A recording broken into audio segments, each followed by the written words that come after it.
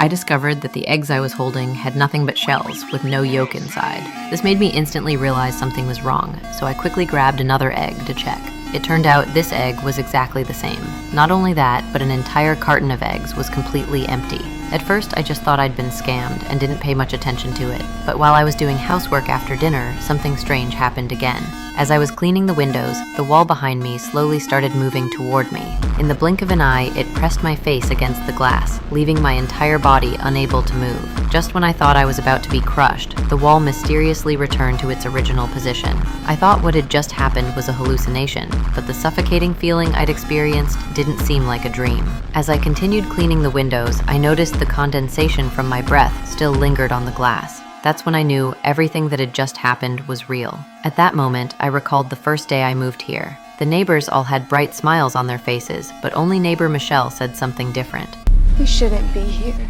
This place was called the world's happiest town. The villas and luxury cars were all provided by the company. The men would get jobs with million-dollar salaries, going out every day to participate in a project called Victory.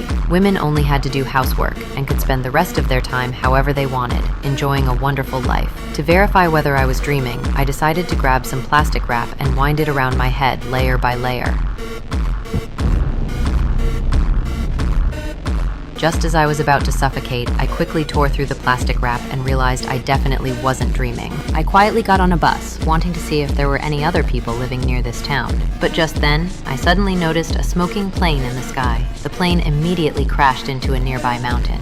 No! Oh my god! Stop! Stop! Stop! This startled me completely. I told the driver to hurry over there to rescue people, but the driver said he had to go back now. What? I don't go that way. We need to stay here where it's safe. Seeing that the driver didn't care about this at all, I had no choice but to get off the bus by myself and walk toward where the plane had crashed. Strangely, I walked for a very long time, but never found the crashed plane. But when I climbed to a hilltop, I discovered a circular building there. I thought there should be people here, but when I got closer, I found it was just a simple structure. Puzzled, I slowly reached my hand toward the glass. Unexpectedly, the next second, a red light appeared before my eyes, and then I couldn't see anything clearly. When I woke up again, I found myself mysteriously back at home. What was even more terrifying was that my husband was in the kitchen, frantically cooking. This made me feel something was off about my husband, so I quickly told him what had just happened. But my husband said I must have been dreaming. Having no other choice, I threw myself into my husband's arms, seeking comfort. However, the next day, I suddenly received a call from Michelle. They're lying to all of us. I thought Michelle was acting crazy,